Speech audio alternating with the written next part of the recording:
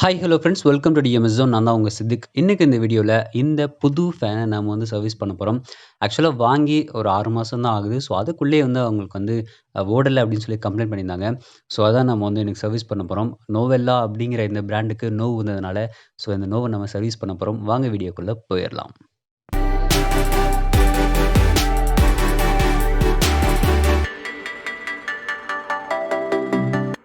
Okay. வீடியோக்குள்ள வந்தாச்சு. கஸ்டமரோட முதல் கண்டிஷன் என்னன்னு பார்த்தீங்கன்னா, ஒரு ஸ்க்ராட்ச் கூட எனக்கு விழாம எனக்கு வந்து ஃபேன சர்வீஸ் பண்ணி குடுங்க அப்படின்னு சொல்லி சொன்னாங்க.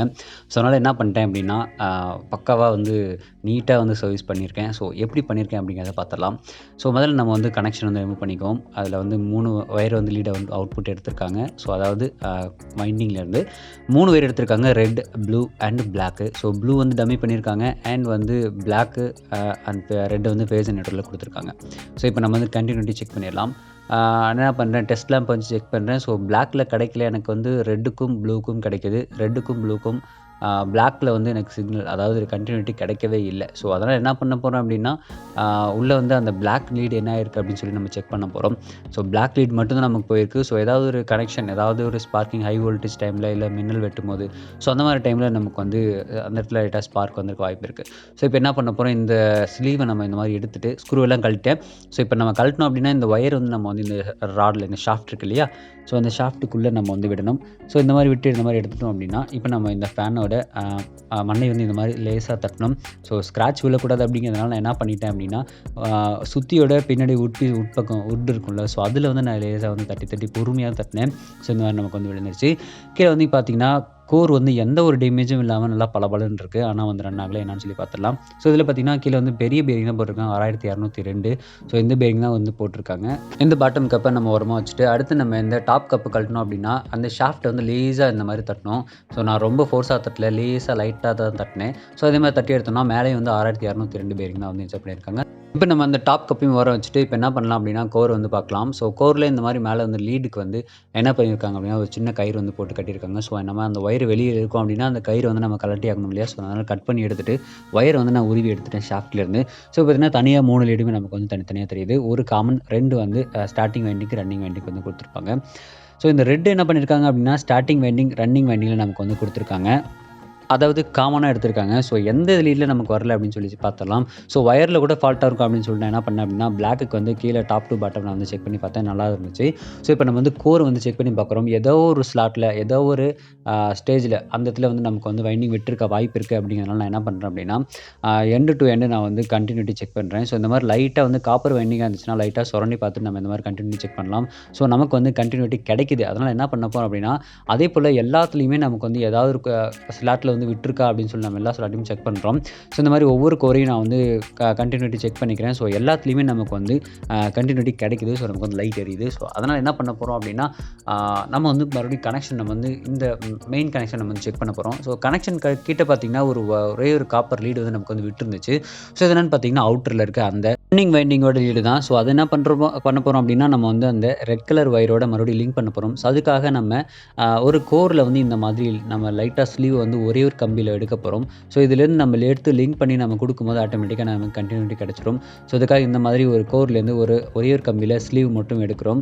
அண்ட் அதில் எடுத்துகிட்டு ஒரு சின்ன கம்பி காப்பர் கம்பி எடுத்து என்ன பண்ணுறோம் அப்படின்னா இந்த கோர் எடுத்து நம்ம இந்த மாதிரி முறுக்கி விட்டுலாம். முறுக்கி விட்டு ஆல்ரெடி நமக்கு வந்து கட்டாக இருந்த அந்த கோரோட நம்ம லிங்க் பண்ணி டைரெக்டாக எடுத்துகிட்டு போயிட்டு ரெட் கலர் ஒயரோட அதாவது காமன் வைண்டிங்கோட நம்ம வந்து லிங்க் பண்ண போகிறோம். ஸோ அதுக்கப்புறம் நம்ம வந்து கண்டினியூட்டி செக் பண்ணி பார்க்கலாம். நமக்கு வந்து கரெக்டாக கிடைக்குதா இல்லை நமக்கு வந்து கிடைக்கலையா அப்படின்னு சொல்லி பார்த்துடலாம். ஸோ இப்போ என்ன பண்ணியிருக்கேன்னா அந்த காப்பர் ஒயரையும் ஆல்ரெடி இருந்த அந்த லீடையும் நான் வந்து இந்த மாதிரி முறுக்கிக்கிறேன்.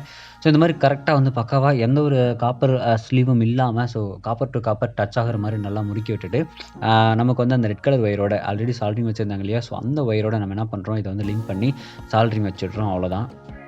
இப்போ நம்ம கண்டினியூட்டி செக் பண்ணி பார்க்கலாம். ஸோ நமக்கு வந்து red to black, black to red and blue to black எல்லாமே நமக்கு வந்து கண்டினியூட்டி சூப்பராக கிடைக்குது. இப்போ நம்ம சால்ட்ரிங் வச்சிடலாம்.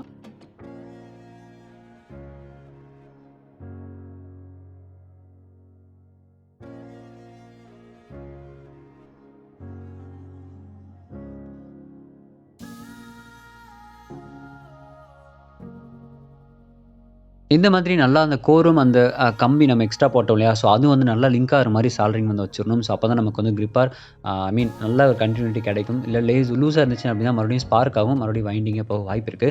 ஸோ இந்த லேசான மிஸ்டேக் நம்ம வந்து சர்வீஸ் பண்ணியாச்சு. நம்ம கன்டினியூட்டி சூப்பரா கிடைக்குது. ஸோ இப்ப என்ன பண்ணோம், மறுபடியும் அந்த ஒயர் வந்து மறுபடியும் எப்படி இருந்துச்சோ அதே போல வச்சுட்டு, ஒரு சின்ன த்ரெட்ட வச்சு நம்ம என்ன பண்ண போறோம்னா, இந்த இடத்த வந்து நம்ம மறுபடியும் அதே போல இருந்த மாதிரியே நம்ம கட்டி விட்டுற போறோம்.